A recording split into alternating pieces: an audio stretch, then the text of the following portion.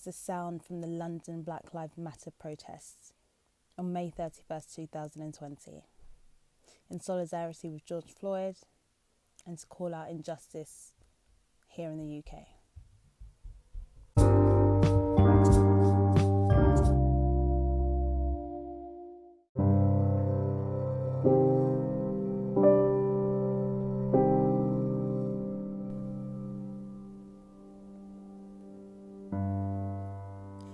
George Floyd, Ahmaud Arberry and Breonna Taylor are just the recent names of people to join the endless list of names of black men, black women and black children who were murdered at the hands of racism. This is the reason why there is unrest and protests in America today, and this is the reason why other countries around the world are showing solidarity and are protesting too. Because it's not even about enough is enough done been enough. We are tired, the people are tired of having to explain this constantly and not being heard. America is a country where its very foundations has institutional racism deep within. That's been passed down from generation to generation to individual. It was the shopkeeper that called the police on George because when he paid for his cigarettes, they assumed it was a counterfeit bill. Instead of simply checking the bill, they criminalised him and called the police. They couldn't fathom that this black man could possibly have good, clean money. When that shopkeeper saw George, all they could see was his black skin. So to them, that meant he was a criminal. To them, he was a thug. He was a gangster. He posed as a threat. And the reason why they saw all these things in George and called the police is because of their own individual racism towards black people, passed down from generation to generation to individual. The shopkeeper laid out the death sentence with that phone call, and the officers carried out the execution with a knee to the neck. Ahmaud Arberry went out for a simple jog in his local area on the same day two racist guys decided to go on a hunt to kill black men, using the fake cover-up story that they were looking for a suspect in a series of local break-ins, and that person happened to so be black. There wasn't a single report filed on any break-in. Of course there wasn't. For those two racist guys, it was simply open season on killing a black man, a moment they had craved for. And the reason why they felt so comfortable to do so is because America is a country built on white supremacy. Breonna Taylor was shot dead by police because they stormed into her home looking for a suspect who was already in custody. How do you go looking for a suspect that's already in jail in someone else's home? Like, the police have full-on access to this information, just a little simple radio. They could have found that out. Yet they went on a hunt and killed a black woman. It doesn't matter whether you are the shopkeeper, the neighborhood watchman, or the policeman. Centuries of racism and white supremacy and white privilege has made these people believe that they are justified to kill a black person and get away with it.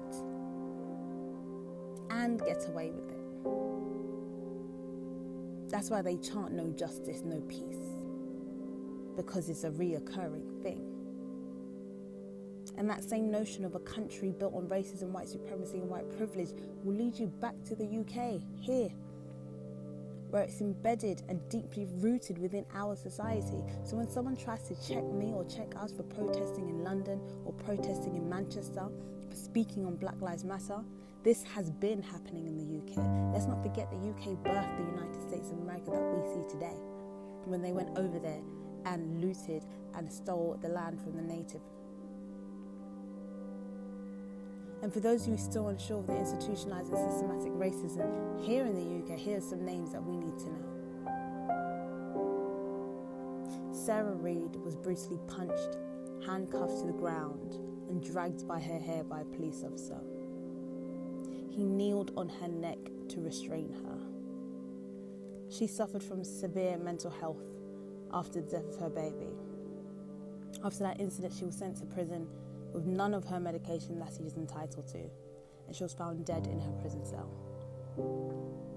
Edson DaCosta was killed during a stop and search. He was restrained on the ground, handcuffed, and hit in the face, 2 blows to the face and sprayed with pepper spray. He became unconscious and died in hospital 6 days later. His death was ruled as misadventure. Dimitri Fraser was visited by the police on the 11th floor of a high-rise block in Birmingham. Reports of a commotion and desperate struggle was heard. Moments later, his body laid outside on the ground. Police say he jumped from the balcony and committed suicide. His mother says the idea that my son committed suicide is some sort of sick joke. Black men are not safe in police custody. The West Midlands Police investigated themselves on this matter. Can you imagine? They investigated themselves.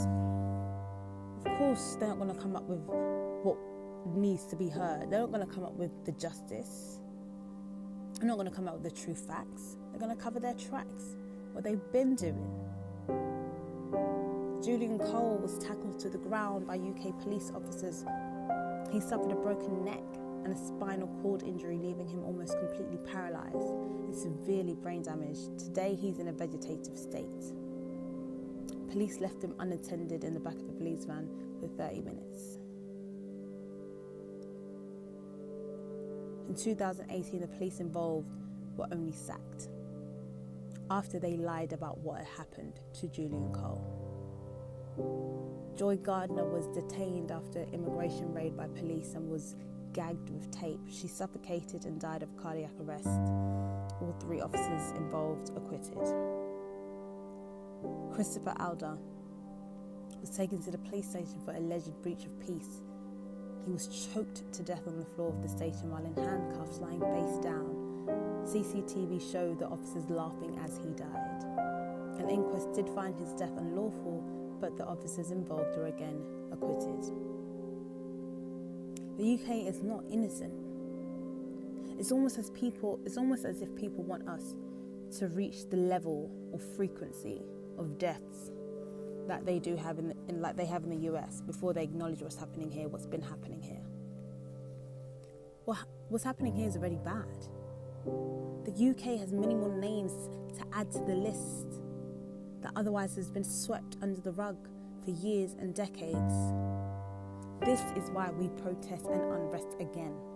And do not stop calling out people to speak on this matter, especially black folk. Like, we're sick and tired.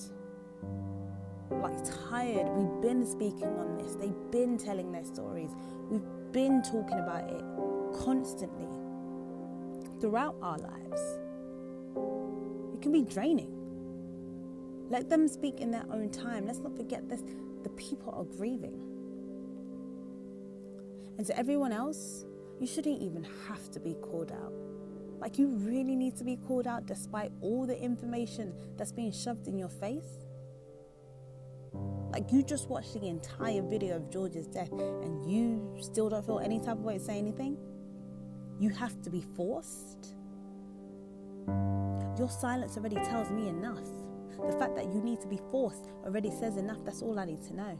I see you and we see each other.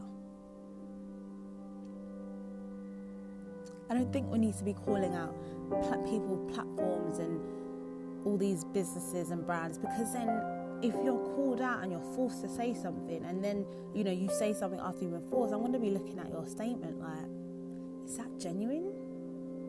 Is that really genuine? Or do you just say that just because you was called out? This is the kind of thing, if it doesn't affect you that black people are just innocently dying, then I don't want to hear from you. I don't want to hear from you. You should just feel that off your own back, simply. On a day like today, where everyone's participating in Blackout Tuesday, use that time, my non-black peoples, use this time to learn and educate yourselves on how important this is, why it's so significant. This isn't just another black man dying. It's another black man dying and the perpetrator getting away with it yet again.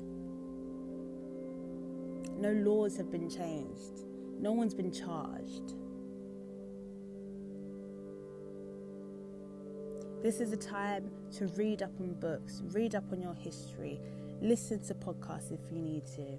Listen to your friends and really understand what it is they're saying. Really understand why there is rioting happening right now. Understand that first. Understand it all. And black folk, use this time to maybe tell your stories. To tell your stories and what you've been through. Or to grieve in peace.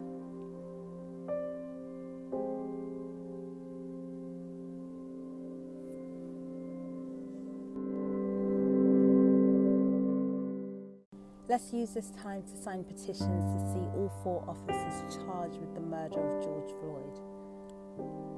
Let's sign the petition for Belly Mujinga here in the UK to help find and prosecute the individual who assaulted her by spitting in her face after the British Transport Police said they would not investigate any further. Let's donate to bailout funds and funeral costs. Follow Sean King and Grassroots Law's projects for updates on Instagram in American-related cases. And let's join the peaceful protests around the world, wherever you are, and seek active change.